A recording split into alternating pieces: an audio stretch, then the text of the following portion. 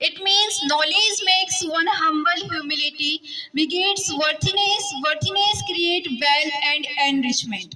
Enrichment leads to right conduct break contentment, यानी कि विद्या विनय देती है, विनय से पात्रता आती है, पात्रता से धन, धन से धर्म और धर्म से सुख प्राप्त होता है। विद्या का मतलब ये नहीं होता है कि आपने इस क्लास को पास कर लिया, 99 मार्क्स आ गए हैं और आपको जो मिला है, जो लास्ट में मार्कशीट मिलती है, उस मार्कशीट को आपने ले जाकर आपके लॉकर में रख दिया। It is not education, it is not knowledge. विद्या वो होती है जो आपके लहजे से, आपके बात करने के तरीके से, आपके उठने से, आपके बैठने से, आपके सब लोगों को ट्रीट करने से, जो आपके कैरेक्टर से झलके, वो आपकी शिक्षा है।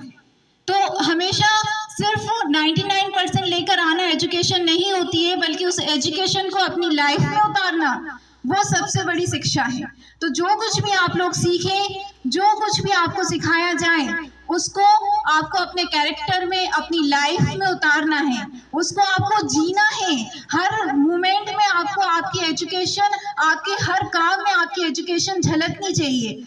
ठीक है, वो तो आपने कुछ सीखा है, ये नहीं कि हमने एक चैप्टर फिनिश कर लिया, 4 चैप्टर पढ़ लिए, पूरा सिलेबस पढ़ लिया, हम मार्क्स ले आए 99% और हम बहुत एजुकेटेड हैं। ये एजुकेशन नहीं होती है। एजुकेशन वो होती है जो आपके किरदार से झलकती है। तो हमेशा ऐसी नॉलेज, ऐसा ज्ञान जो आपको एक अच्छा इंसान बनाए, वही विद्या है जो हमें विनम्र बनाती है। अब बसंत पंचमी क्यों मनाते हैं? तो बसंत पंचमी का बिल्कुल डायरेक्ट रिलेशन जो होता है, सीधा संबंध सरस्वती जी से है। जब भगवान ब्रह्मा जी ने सृष्टि की रचना की, तो सृष्टि में कोई जीवन था, लेकिन वह जीवन जो था, जो लाइफ थी, वो बिल्कुल शांत थी, बिना किसी आवाज की थी। भगवान ब्रह्मा ने अपने कमंडल से जल को ऐसे करके छींटा, तो जिससे सरस्वती देवी प्रकट हुई, और देवी सरस्वती ने बीड़ा बजाकर पूरे संसार में मधुर आवाज फैलाई, और इस सृष्टि में जीवन का संचार हुआ। तभी से देवी सरस्वती को ज्ञान, संगीत और कला की देवी माना जाता है, और इस स्थिति पर हम सब बसंत पंचमी मनाते हैं। अब ये बसंत पंचमी के बारे में हुआ, और मैं आप सभी बच्चों से थोड़ा सा एग्जाम से रिलेटेड भी बात करना चाहती हूँ कि बहुत दिन हो गए हैं और 5th और 8th के बच्चों के एग्जाम भी आने वाले हैं। तो हमें एग्जाम के लिए किस तरह से प्रिपरेशन करनी है और कैसे रेडी रहना है, और क्या क्या टिप्स आप अपना कर क्या कर सकते हैं, एग्जाम को अपना बहुत इजीली क्लियर कर सकते हैं। तो उसके लिए आपको सबसे पहले क्या करना है? सबसे पहले तो हमें अपने सिलेबस को बहुत अच्छे से स्टडी करना है। जो आपके टीचर्स आपको पढ़ा रहे हैं, उन्हें बहुत केयरफुली सुनना है। और सबसे इम्पोर्टेंट चीज़ जो होती है वो ये है कि आपके पास आप डाउट लेकर आए। और डाउट कब आते हैं? जब आप स्टडी करेंगे। जब आप स्टडी करेंगे, आप पढ़ेंगे, तभी तो आप डाउट्स निकाल कर लाएंगे। मान लीजिए आपने कुछ पढ़ा ही नहीं, तो आपको डाउट भी नहीं आएंगे। लेकिन आपकी क्लास में कोई दूसरा बच्चा ऐसा है जो पढ़कर आया है और कुछ डाउट लेकर आया है। अब वो डाउट लेकर आया, तो आप उसके डाउट ध्यान से सुने। हो सकता है जो उसका डाउट है वो आपका भी हो, लेकिन बच्चे अक्सर मैंने देखा है, अगर कोई दूसरा बच्चा ज्यादा क्वेश्चन करता है या डाउट पूछता है, तो और दूसरे बच्चे उस पर हंसते हैं। हंसने वाली बात नहीं है, क्योंकि वो उस बच्चे ने पढ़ा है, इसलिए उसके डाउट निकले। अगर आप उसके डाउट सुनेंगे और आपके टीचर जो डाउट क्लियर कर रहे हैं, उन चीजों को आप ध्यान से सुनेंगे, तो आपकी भी तो वो डाउट हो सकते हैं आगे जब आप पढ़ेंगे। तो किसी के भी डाउट पर हमें हंसना नहीं है, बल्कि उनकी डाउट्स को ध्यान से सुनना है, और जो टीचर समझा रहे हैं उसे ध्यान से समझना है। बुक्स से ज़्यादा हमें सिलेबस पढ़ना चाहिए, क्योंकि जब हम पेपर में बैठते हैं तो बच्चे कहते हैं कि ये तो करवाया ही नहीं, ये सिलेबस में दिया ही नहीं था। ऐसा नहीं होता है। आप सिलेबस को कम से कम 4 से 5 बार पढ़ें कि सिलेबस में दिया क्या गया है। जब आप सिलेबस पढ़ें, फिर उसके अकॉर्डिंग आप तैयारी करें।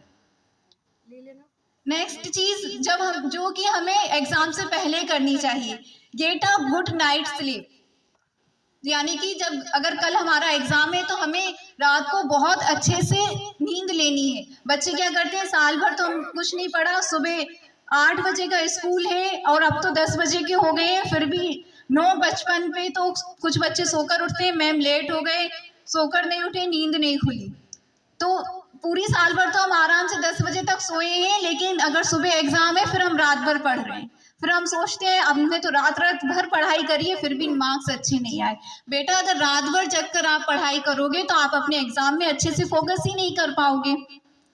तो it's important to get enough sleep the night before your exam, it will be easier to focus if you are well rested. तो जब आप रात को बहुत अच्छे से नींद ले लोगे, आपका दिमाग जो है क्या करता है, वो हमारा ब्रेन जो है ना, रात में जैसे हम डस्टिंग करते हैं ना, हमारा ब्रेन भी डस्टिंग करता है। जो आपने दिन भर पढ़ाए, पूरी साल भर पढ़ाए, वो उन चीज़ों को तो रखता है, और जो अन्य से हमें कुछ दिन बाद कुछ भी चीज़ें याद क्यों नहीं रहती, क्योंकि हमारे ब्रेन में कंटिन्यूसली डस्टिंग चलती है। जो चीज़ें हम रिवाइज नहीं करते वो हमारा दिमाग भूल जाता है, और जिन चीज़ों को हम रिवाइज करते रहते हैं तो वो हमें याद रहता है, हमारा दिमाग को याद रहता है कि ये क्या है, इंपॉर्टेंट है, इसको हमें याद रखना है, बाकी सबको भूल जाना है। बिल्कुल हम जितना काम नहीं करते ना, उससे ज़्यादा काम हमारी बॉडी करती है। हम तो फिर भी रेस्ट ले लेते हैं, लेकिन हमारी बॉडी जो है वो कंटिन्यूसली वर्क करती है। इसलिए हमें अपनी हेल्थ का भी ख्याल रखना चाहिए, क्योंकि आप हेल्थी नहीं होंगे तो आप अच्छे से वर्क नहीं कर पाएंगे, अच्छे से स्टडी नहीं कर पाएंगे। और ये जो आपको चक्कर आ जाते हैं, पेट दुखने लगता है, ये जो इतनी सारी चीज़ें होती हैं ना डेली, ये क्या है, ये सब डिस्ट्रैक्शन है, आपकी स्टडी से भटकाती हैं ये सब चीज़ें। इसलिए नेक्स्ट क्या है, ईट अ मील बिफोर हैंड। जब भी आप एग्जाम देने के लिए जाएं तो पहले अपना प्रॉपर लंच करके, ब्रेकफास्ट करके जाएं, कुछ भी खाकर ज़रूर जाएं। अगर आप कुछ खाकर नहीं जाते हैं तो उसमें क्या है कि आपके पेट में वो बहुत सारी रंगरिंग्स होंगी, वो आपको डिस्ट्रैक्ट करेंगी, आपको फोकस नहीं करने देंगी आपके एग्जाम के ऊपर। Gate organised. एग्जाम में अक्सर देखा गया है, कोई बच्चा पीछे टर्न करता है, हरिओम बहुत बोलते, मैडम स्केल ले रहा था इसलिए पीछे मुड़ा हूँ। आज है क्या हरिओम यहाँ? नहीं आए आज। तो नहीं, अब पूरा सामान एक दिन पहले ही, make sure you have everything you need. Why organised your pencil case at night before. Exam से पहले ही आप सब कुछ क्या कर लें, अपनी किट चेक कर लें। बल्कि एग्जाम से पहले जब आप स्कूल में भी आप आते हैं ना, तो अपना बैग रात को ही चेक करके कि उसमें सारी चीज़ें हैं या नहीं है, वो सब कुछ चेक करके उसको पैक करके। बच्चे बुक्स भूल जाते हैं, कॉपीज भूल जाते हैं, क्यों बेटा? कहीं हम सफ़र में जाते हैं, घूमने के लिए जाते हैं तो पूरी पैकिंग करके जाते हैं कि नहीं जाते हैं?